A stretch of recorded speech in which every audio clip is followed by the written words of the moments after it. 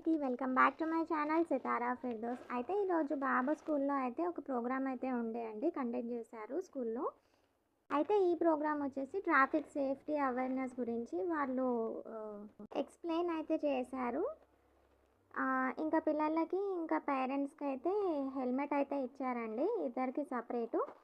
అంటే పేరెంట్స్తో వెళ్ళినప్పుడు పిల్లలు కూడా వేసుకొని వెళ్ళడానికి అయితే హెల్మెట్స్ అయితే డిస్ట్రిబ్యూట్ చేశారు.